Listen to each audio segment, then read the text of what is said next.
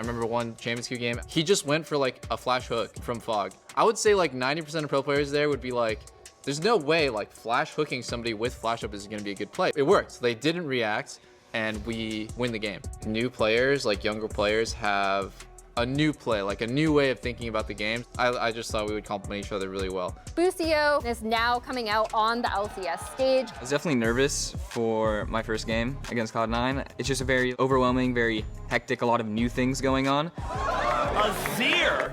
Busio was a mid laner before switching to support. And he's going with the Azir. The one like red flag I thought was like, oh man, this guy likes to play like random shit. So he just likes to play completely, you know, like first game at LCS, he was playing Azir support. It wasn't random. It was actually a practice counter, but it was like off meta. I locked in Azir support. Our assistant coach at the time, NukeDuck, really wanted me to practice it because he knew I was a mid laner, so he would think I wouldn't have to practice it that hard to get it at a sufficient level. The reason it didn't execute how I would have wanted it to and how it's supposed to work is because I didn't really know how to like press the HP advantages or hold tempo in the lane, so it was a massive fail. Come on, actually styling on them. Another one. C9 gets the first win of LCS 2023.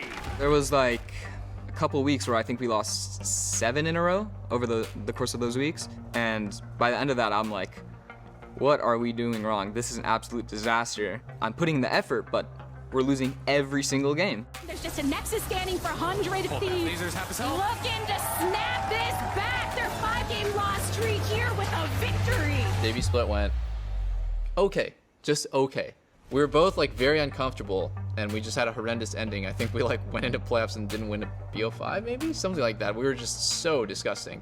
They let everything come their way as Golden Guardians upset 100 Thieves and advance to the playoffs. Alan has like a pretty great mentality when it comes to pressure or expectations. It doesn't seem to faze him much at all. Like I've never seen him like really crumble or feel like he was mentally defeated or overwhelmed. I know in my first split, if I set the expectation too high, I'm just gonna feel more pressured, and like honestly, I'm a person that does get pressured when I'm asking too much of myself or if the expectation is too high.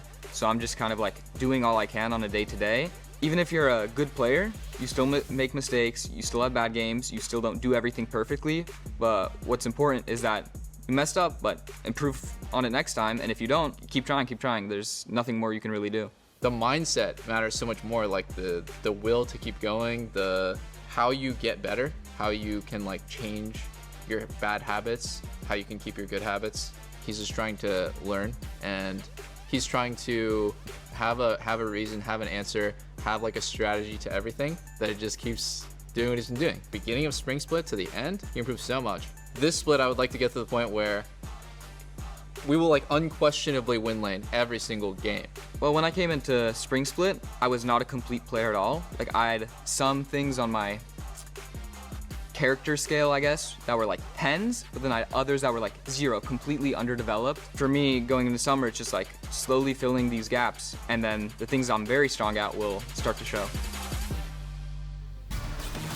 Ladies and gentlemen, welcome back to the LCS. It's time for game number 3 of the day. Captainflowers and Azael still here, and we've got huhi for the first time on the caster desk here for LCS, joining us for 100 Thieves versus C9. Congratulations on that last game, man. You guys whooped some ass. Thank you. I mean, we played better than first week, so yeah.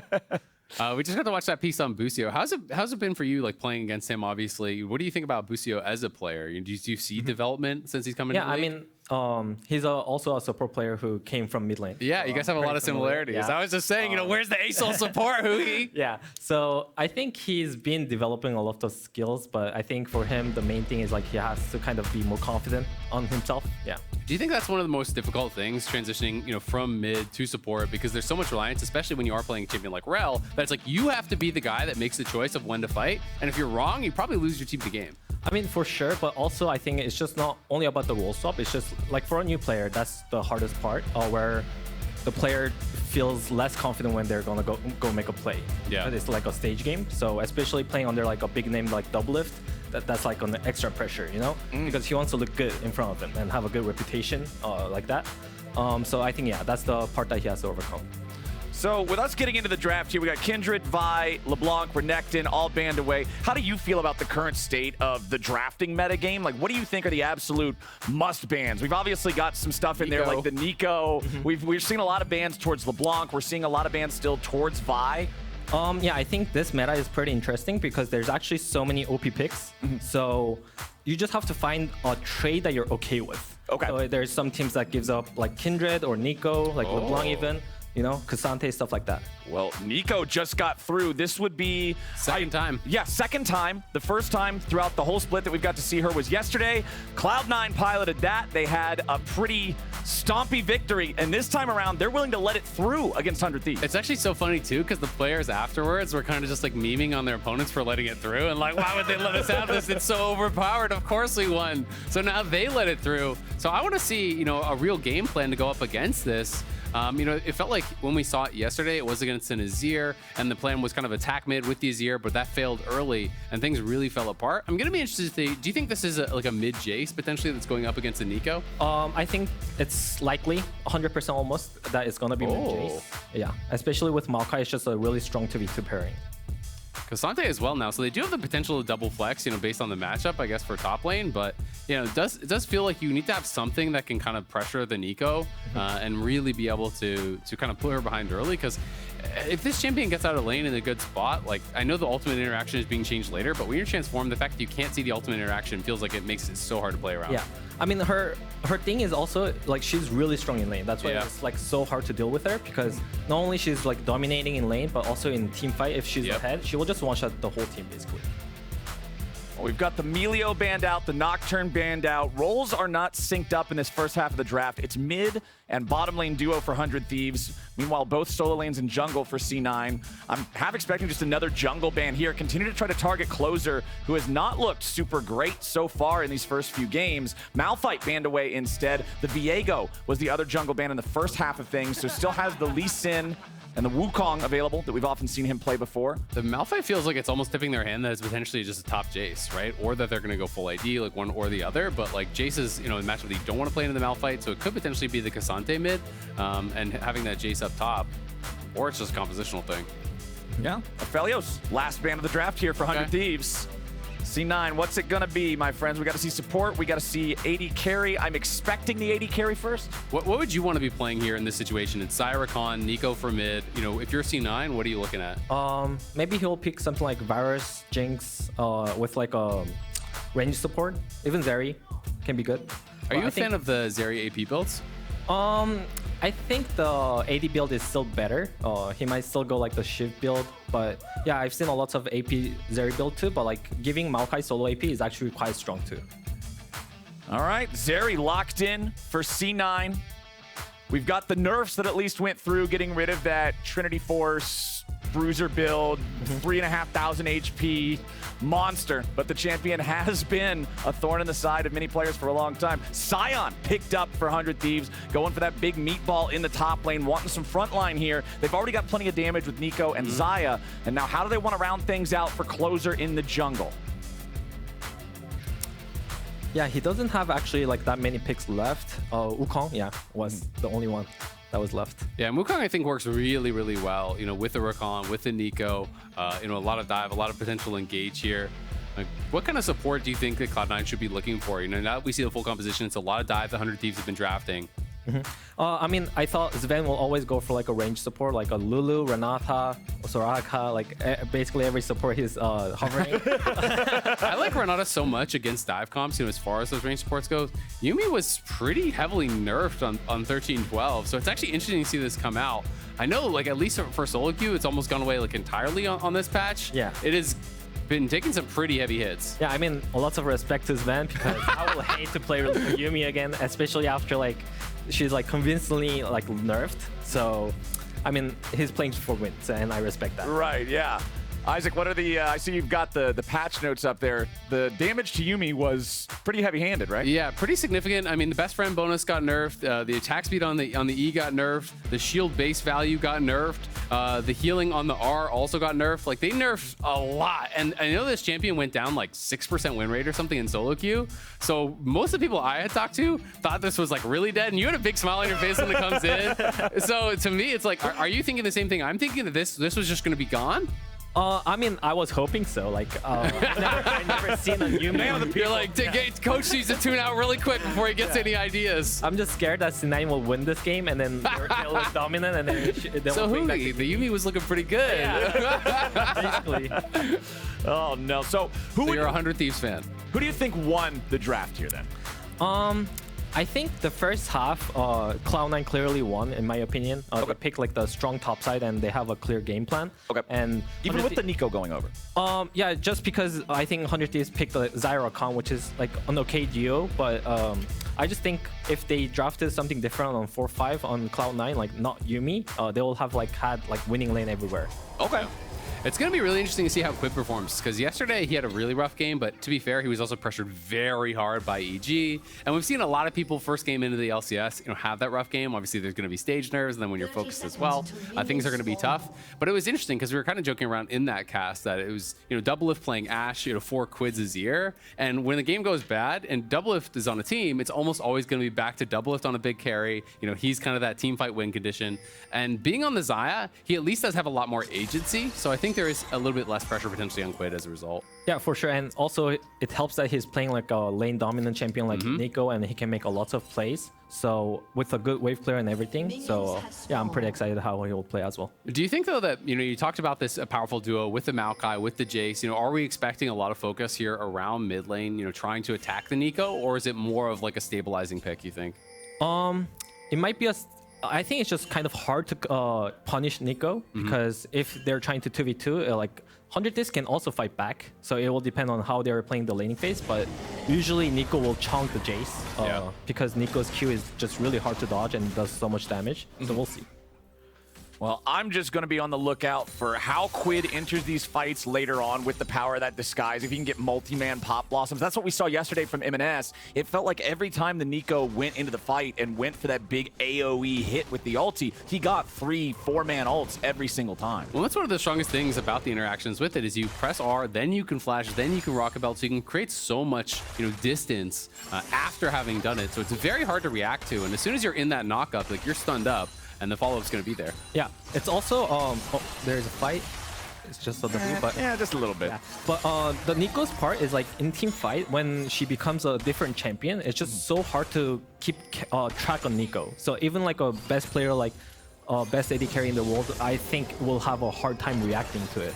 So I think that's why she's so strong. One of the things that Zven was talking about as well is the fact that when she transforms, even if you see her on the minimap, it's just a little dot. Yes. It's like a little box instead of a champion face. So it's really difficult to even notice that. Yeah, for sure.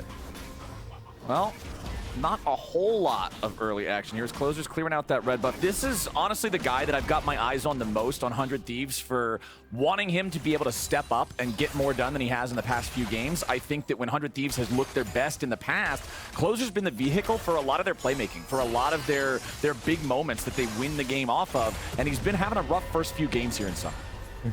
Definitely when Closer was my teammates, we were really confident whenever he was an engage champion. But like you're mentioning, when he does fall behind, he was struggling a bit. But yeah, I'm pretty sure with Quid being back on the team, as long as they can keep growing their synergy, they will have like a consistent early game, then he can come back to his form. Yeah, and you can see Quid obviously has the early push here. Emenes, even going pretty defensive with the buy. Did start with D shield. You talked about all the poke you can get done with that Q is gonna make things difficult. It's interesting to see Blaber though, because he is first strike, which makes me think it's gonna be AP. But almost always with the AP Maokai, you do see red smite, for the actual little bit of extra damage there. So, wonder if it's gonna be somewhat of a different build. But Berserker, cleanse already forced. Nicely done there from the 100 Thieves duo in the 2v2. Zven just trying to trade back and forth with him a little bit, use that health bar as a resource. But that's what I want to see out of Doublelift and Busio. You're on the Xayah Rakan. If you're going to draft it nice and early like that, go for that bottom lane duo. Flex the muscles in lane a little bit. Take advantage of the nerfs that hit both Zeri and Yuumi. Yeah, it's also for Doublelift, he started call. So for his perspective, he should be really happy because if I'm Zeri and Yuumi, I'll be like, oh, enemy started call and also winning lane, you know? If it's really bad. So like, I don't know if Zeri is gonna buy call after she bases, but yeah, I think bot lane is going great for 100 Thieves. And this is about what we were expecting with the nerf Yuumi and everything, right? This is what you were talking about, how if you pick something other than Yuumi, you can have more lane presence. And right now, their lane presence is standing underneath the turret. Yeah, for sure. That's why I thought if they went for not Yuumi and something like Soraka or Heimerdinger, they will have bot lane control, mid lane push, and maybe top lane push too. And usually Blaber shines when it's like those kind of lane states. So, yeah.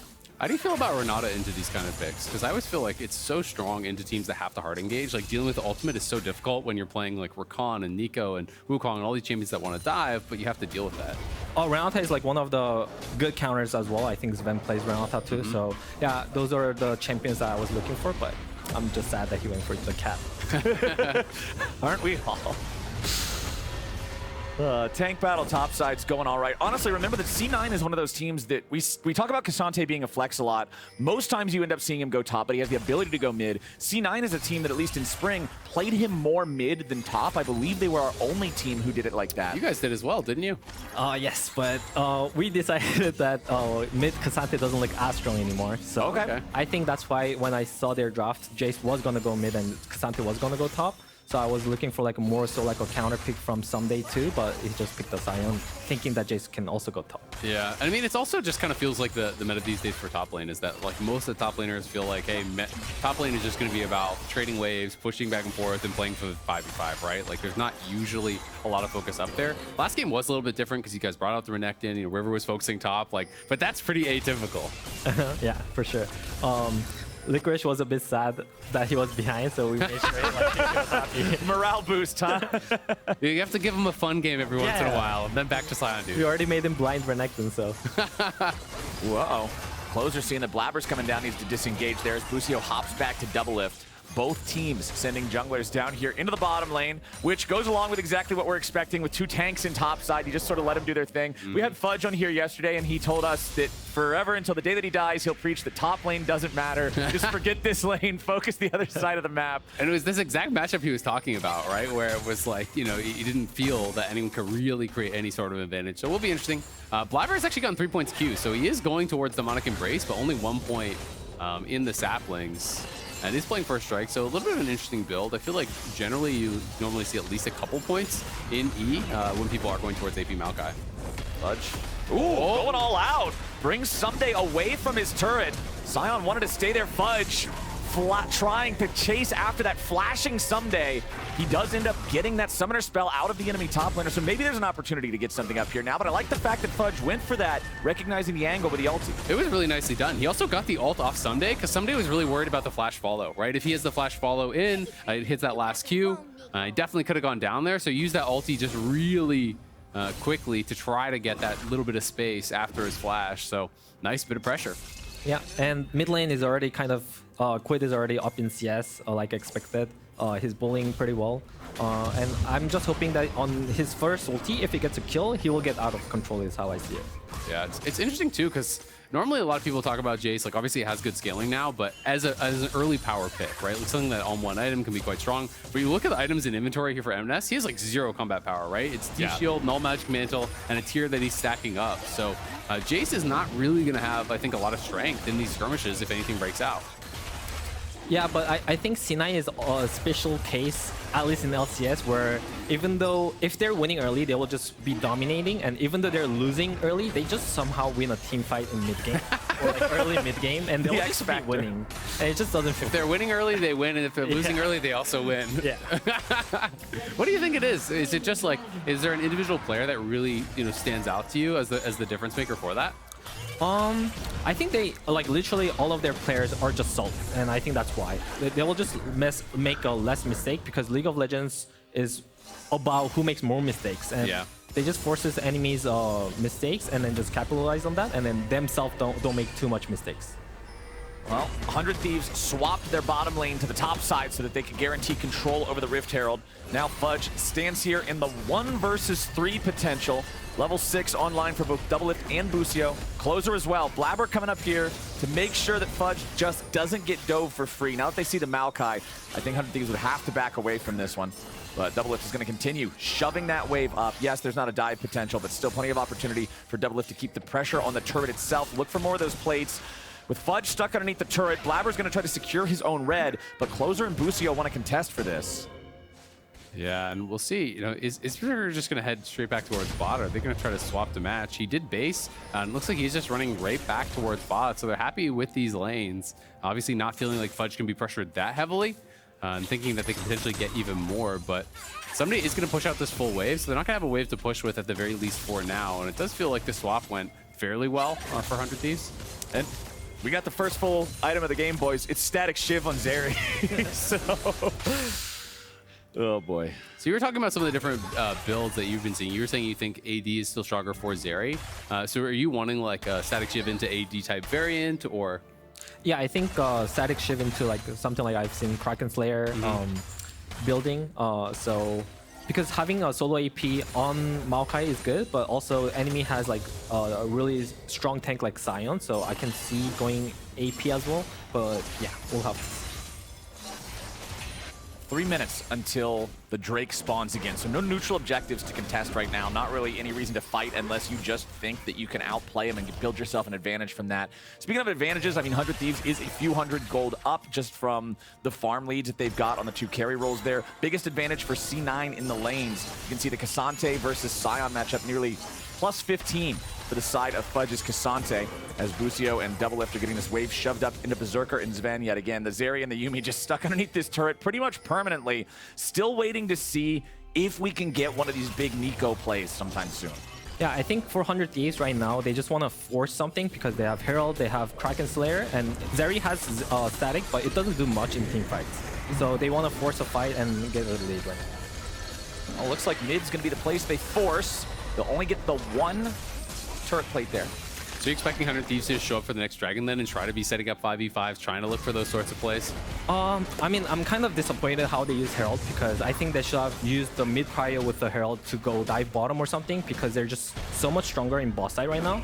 But yeah, I don't know if the Herald was running out, or I doubt it. But yeah, I was hoping more like taking control in the river because they're playing Rakan into Yuumi, because Yuumi cannot really match Rakan that well, and kind of controlling boss side and diving bot, but they just use Herald mid, So, hold on. Quid's getting jumped on now. Blaber shows up here in the mid lane. C9 looking to grab this kill, and there it is. It's hammer time. Emenes, first blood, just 12 minutes into the game. C9's on the board. Yeah, very slow early game, but they do find that first kill, and it goes to Emenes, taking advantage of Quid. You know, Busio was trying to come over to cover, but was not there in time. And now that actually is going to put C9 in the lead. Just a minute or two ago, it was actually a 1K lead, 400 Thieves, but a pretty big swing. Yeah, I mean, at this point, like, I do prefer having Jayce on my team compared to this Neeko, because now Neeko basically lost her lead, her flash, and Jayce is just going to be really strong after the first item, and she's also building MR, so Neeko will pretty much never be able to beat Jayce in side lane. So yeah, it's really good for C9 right now. Yumu's Ghostblade, first completed item on Emenes, also going to give him the power to roam around more effectively, impact these lanes. Yeah. Speaking of roaming around right now, so if you're playing this from 100 Thieves point of view, if you're piloting the Rakan, what would you specifically be looking to do at this point in the game? You know, we got 1 minute left until turret plates fall. What sort of things would you be looking to set up or do? I think mainly I will try to abuse the fact that I'm playing Rakan and enemy support is playing Yuumi. So basically Yuumi has to be under Zeri the whole time. So buying pings and taking river control and just basically never showing in lane so that enemy thinks that Rakan can be in lane or in somewhere else. Okay. And basically, based on that, you can either decide to roam or not based on if Doublelift can clear the wave or not. C9 has control over that river right now with the second Drake just about to spawn. C9 did get the first one with the mountain, the second one Infernal. A couple of valuable ones, both of them. Berserker on top of a ward right now that he's not aware of, I don't believe. 100 Thieves bringing plenty of guys down here to try to contest for this and clear out some of that C9 vision so that they don't have to give this one away for free. Busio tanks some damage to the face there with the zap. Yeah, I feel like if they fight this dragon, this is where the point that C9 Berserker, Zeri will just randomly get 2 or 3 kills and pop off and the game will be over. Okay. So I'm hoping that doesn't happen because 100 Thieves has a really good comp with all the items, but yeah. Nature's Grasp fired off. They got Fudge here in the front of everybody. They're looking to dogpile Ssumday, but Zven's grabbed the kill on Busio, and C9 are firing right back. A little bit more damage coming out of Decimating Smash, but it won't get there. Huhi the Prophet just called it. A double kill for Yuumi of all people. Berserker picks up another one, and C9 just painted the river red with 100 Thieves. Yeah, you called it, Huhi. This is about the time Berserker's gonna get some kills. They found that angle, and you should have seen Huhi's face as soon as Berserker goes over the wall. You just knew the fight was over already. It is going to be that AP variant, though. Has the Hextech alternator, so is going to be going for that full AP Zeri, and we can see this one more time. The Maokai ultimate comes through. Closer just did not get much at all with this ulti. It's into a W buffered Fudge. All of their initial damage is being thrown in onto the Ssumday. Berserker is completely untouched. Quid is just getting shredded. And they couldn't get to the C9 carries. It just felt like 100 Thieves thought they were going to get way more from that engage than they really did. But it's risky going on Ssumday. Yeah, this is why, like, versus C9, especially like player like Berserker, it's really important to have like a threat into him. Because they just basically use every ulti to Ssumday, like Rakan ulti, Wukong ulti, Neeko ulti. So Zeri is just free to do everything she wants. I always have to scratch my head a little bit when not only is it a tanky champion, he's a tanky champion that has an I don't take damage button. And that's the guy they're going to engage on. 100 Thieves will not be happy about the way that fight played out. What was a super close game, what was 0 kills until almost 12 minutes in, now just 3 minutes later is plus 2,000 gold, 5 kills to 1 for C9, and they're starting up the next neutral objective. Yeah, they are so good at snowballing these games. So the job becomes, it feels like almost impossible now for 100 Thieves. I always feel like when you're playing from behind against Maokai as well, you know, a lot of times you want to talk about, we can look for a flank as Wukong or Rakan, but there's Maokai saplings in every brush. It becomes really, really difficult to actually find those flanks where you aren't spotted. They have pretty explosive engage, they have good scaling, they can play through sides, so the options start becoming really, really limited now for 100 Thieves. I mean, what even do you guys think would be the play here? Pray for doublelift. Is it just a doublelift Prage I think angle? it is. Yeah, so basically I think at this point 100 Thieves just has to realize when they will be stronger, which will be like maybe hitting 2 items power spike, or when they have a flash advantage and picking someone. But right now, if they just have a straight up like a 5v5 fight or like an even number fight, they will always lose everywhere. So they just have to be really smart about when to pick the fight. So it is Night Harvester completed now for Berserker, so utilizing that kind of 2-item combo that a lot of people really are liking to abuse. The Shiv procs the Night Harvester, so you can start to really get, it's not like single target damage, but you can kind of like almost AoE in a team fight. It gets pretty goofy. It's not exactly the most balanced combination of items. Clearly Berserker watched the infomercial about static shift before this game began.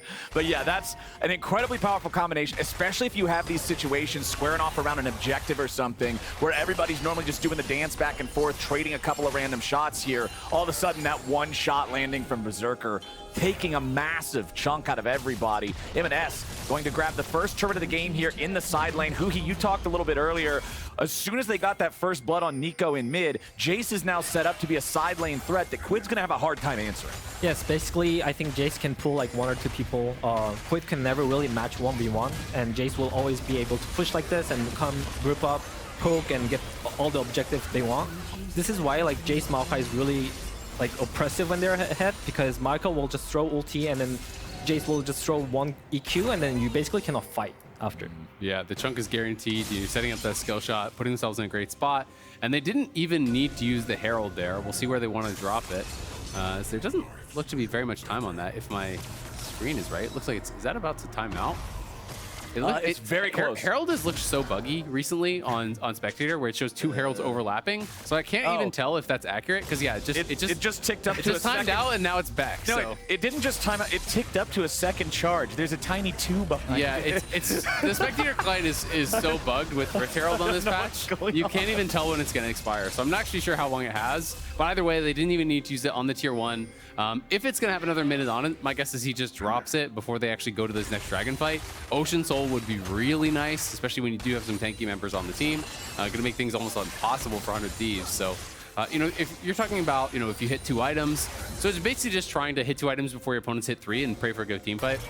Yes, but I don't think 100 Thieves should take this fight, because I think they will almost always lose. Oh no. Oh no. Well, you definitely don't take the fight now. Yeah. Oh no, Quid. 100 Thieves, you guys got to get the hell out of town, and you got to get out fast. Bramble Smash going to slow down Busio, force another disengage. 100 Thieves, just leave. Leave, leave, leave. Yeah. Leave, leave, leave. Do not look back. Look at bot, though. You know, Jayce has already pushed up all the way there. C9 are going to take over the entire bot side jungle now. You know, they are really going to be farming 3 quadrants of the map. So bad is kind of just going to go to worse. You start falling behind further and further and further as your jungler lose access to his camps. And C9's income is just going to ramp up. They're going to get a free tier 2 as well with the Herald.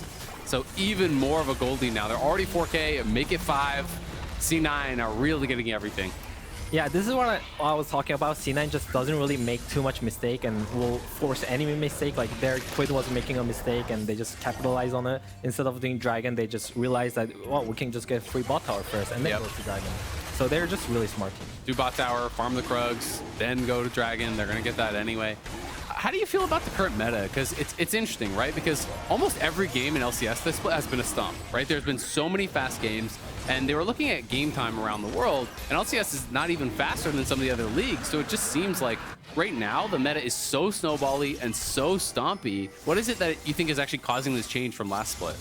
Well, I am not too sure because I thought because of the static shift, everyone building static shift, the game will go longer. Yeah, with wave clear, right? Yeah, like no one can really push the wave and stuff like that. But I think all this team just knows how to play aggressive nowadays. When they realize that they can actually just force the fight, they will just force it like C9 is doing right now, or how we did it as well. And I think that's why the games are going faster too.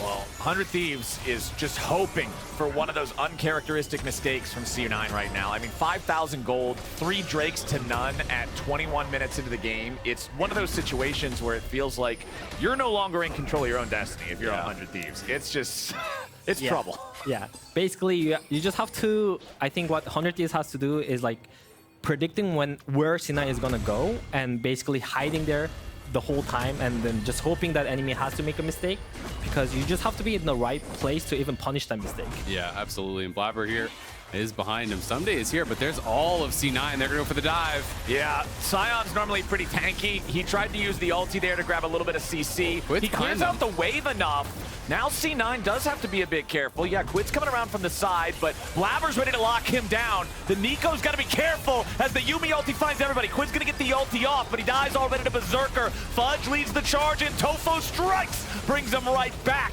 And it's Berserker knocking him down. A double kill back over to the Zeri, and he ain't done yet. Chases the rest of 100 Thieves away. And now C9 saying, all right, Baron, that's the play. Yeah, it's Baron o'clock. Nice engage there from Blaber. Did not buy for a second that it wasn't Quid. I think he had the idea. They saw the Neeko clone, I believe, coming around. He W'd into the lane, so he just immediately flashes on him. They burst him down, and Quid is down like 2K plus gold on the Jayce. So even if you get a big ulti, at this point, you're not one-shotting anybody.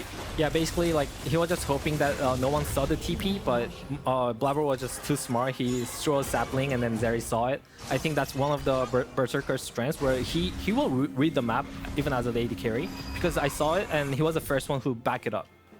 Yeah, so we can see this one more time. There's the TP coming in, and we can watch on the map the reaction. Yeah, you can see Zeri on the mini-map is moving back. He'll move back. Yep, and the sapling comes out, as you say. He's already pulling back, so he already knows, and they have that call back. And Quid, just a little bit too close, tries to respond with that rocket belt, but not able to do it. And sure, the ulti does connect, but it's like, what, 20% of Berserker's health? You're not doing enough at this point. And then when they kill Ssumday, there's just nobody that could possibly walk up to try to challenge that Baron anymore. Yeah. So C9 with Baron now, they're going to have that one for the next, what, 2 minutes? And conveniently enough, that's also just enough time to control all of Summoner's Rift until the soul spawns. And this game is tough, right? Because, we're going to see a pick. Nice engage coming out. Emenes caught. 100 Thieves finally getting a shutdown. It's not enough to bring the whole game back, but it's at least relieving a little bit of that pressure. Yeah, it is good. You still have to really worry about Berserker. If you spend too much on one target, you can still get ran over in that fight. And it's kind of similar to the game that you guys just played, where Gory got so strong, and it's like you can't ignore Stixay. You have to take out the AD, but if you go for one, the other's shredding you. Yeah, that's why even though Jayce is down, like, C9 is not scared of keep pushing, because they realize that they're just that much stronger, and they use lots of resources on Jayce. So if they fight over 45, they're just confident that they're going to win anyway. Yeah, without the ultis, there's nothing you can do on Zeri. And, I mean, it's Wukong ult, Neeko ult, and Rakan all spent. So how would you ever get to Zeri at that point? Wukong flash also forced out there as Closer was just a little bit too close. A little bit of a goofy ulti from Zven, doesn't accomplish a whole lot. Oh my god! Just nearly gets one tapped by Berserker. That burst is not okay. He didn't even hit him with the W. That was just like, went over the wall and Q taught him. That's it. Yeah, I think it was a lot of like the ulti damage as well. Yeah. Yeah. He has, by the way, just checking in, 3,200 damage to champions with Static Shiv, and about 1,500 so far from Night Harvester. His ulti right now does 600 magic damage, AoE.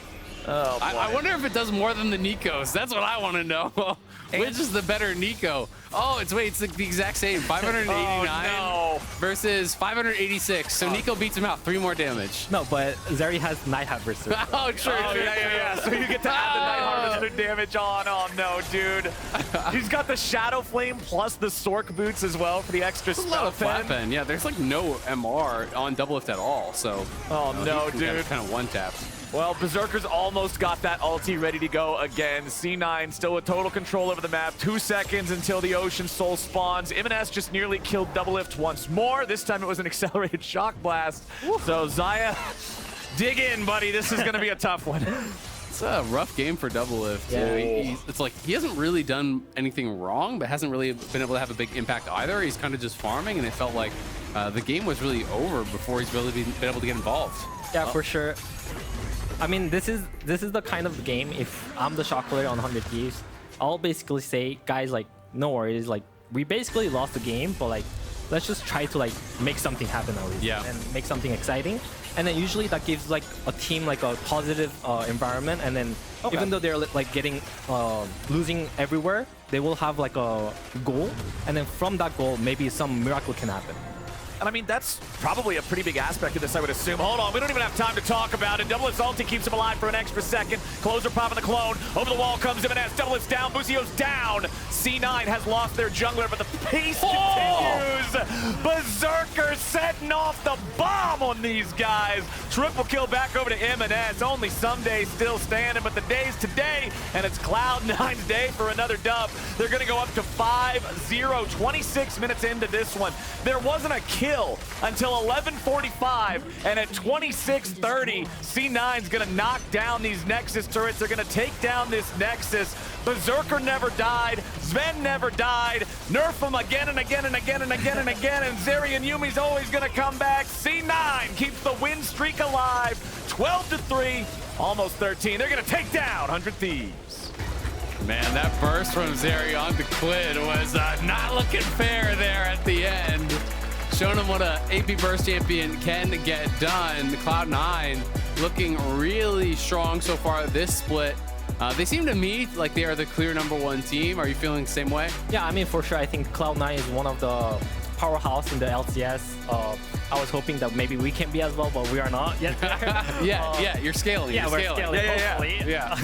But yeah, I think Cloud9 for sure, like, they don't really have a weak player. I think every lane can play dominant, and once they have a lead, they will just crush the whole league. And even though they're behind, they will just magically win this game. I mean, you called it so perfectly with that bottom side river fight. I mean, hey, if I'm 100 Thieves here, I don't think I want to fight, because Berserker's just going to go over the wall and get 3 kills and the game's over. And you just see Berserker standing on the edge of the cliff ready to go in. And then the game just, for all intents and purposes, ends right there. Yeah. I think sometimes the team just has to learn when it's right to not fight, because 100 Thieves there, if I was 100 Thieves, I don't think we can beat the 5v5 versus C9 there. Yeah. So they needed more time to scale up and then use that coin later on to come back in the game, but they just used it way too early. And we're going to see this this initial engage, the final fight here coming through. And Doublelift pops the ulti, but he still gets rooted up by the Maokai ult, and Emenes, as he gets pulled back, he gets too close to that wall, and Emenes can just come over. And I want to see this Berserker one-shot one more time, because this actually looks pretty crazy. He cleanses the initial knockup, pulls back, and then just flash RQ auto dead instantly. Oh my god, it's like, which one is the AP burst champion? Which one is the mid laner here, guys? Can you tell? Because I can't. Well, I mean, I usually see Neeko doing that to Zeri. Yeah, revenge of the AD carries. Yeah. The Zeri went in and the Neeko went goodbye. AD carry is weak, guys. Yeah, weak roll. Anyway, a reminder for the fans at home, the MasterCard exclusive pre-sale for the LCS Championship tickets is live for just 24 hours. MasterCard holders can purchase single-day tickets to the LCS Championship in Newark, New Jersey. Use your MasterCard at checkout on Ticketmaster.com to claim yours now. And with the third game of the day all wrapped up, I'd like to give another thank you to huhi. Thank you so much for joining us. First time, man, he had the perfect prediction. The man's got the gift. So now it's time for us to go on down to the stage and join up with Mark and Berserker for the Verizon post-game interview. Thank you very much, Captainflowers, standing by with your reigning MVP, Berserker, fresh off of another Zeri game, but this time, AP Zeri. Explain why, how? I mean, to be honest, I didn't practice in Scrim like Jerry all the time, but I played it like yesterday in solo queue. I thought, oh, it's fucking broken, so, you know. I'm gonna play no matter what today, so I just fuck it and, you know. So obviously you played a ton of Zeri. The build with AP, do you have to play differently? Like your ult, you have to make sure you actually like go in, or does it play mostly the same? Yeah, I mean, AD Zeri is like ult and just like keep auto attack, right? Yes. But AP Zeri is just mage, you know, just E front E ult and Q auto and just one shot everything, you know. Right. And static is so cringe, right? So. Yeah. Very cringe, still body. You know what else is cringe? Yuumi. Zven is back on Yuumi. Why does he always go back to this champion? I mean, we don't like plan to pick Yuumi, but you know, I didn't practice Jerry, right? So Zven is same. I don't know what should I pick. Just give me Yuumi. Fuck it, you know. Oh my god. Okay. Last question before you pick up any more fines. Who else do you think is the best team? It's obviously you guys at the top. Is Team Liquid your closest competition? I mean, I don't know what happened to Fly, but yeah, I thought Fly was really good, but you know, but I still think Fly gonna coming like at least 3 or 4 place, you know, and Team Liquid obviously good, but they don't use like static ADC, you know, so yeah. Okay, some shots at Sion. You're not impressed with Sion, I guess. Team Liquid's behind you on stage. That's gonna do it for us. Dig versus Team Liquid is next. Thank you so much for the interview, Berserker. See you guys later. They got Fudge here in the front of everybody. They're looking to dogpile Ssumday, but Zven's grabbed the kill on Busio, and C9 are firing right back. A little bit more damage coming out of Decimating Smash, but it won't get there. Huhi the Prophet just called it. A double kill for Yuumi of all people. Doublelift's ulti keeps him alive for an extra second. Closer popping the clone. Over the wall comes Emenes. Doublelift's down. Busio's down. C9 has lost their jungler, but the pace continues.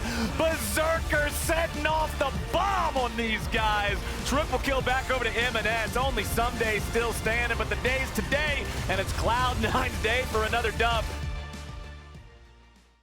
With Verizon's new My Plan, I get exactly what I want and only pay for what I need. Now I'm in charge of my plan. Introducing My Plan from Verizon. You get exactly what you want and only pay for what you need. And it all starts at just $30. It's your Verizon.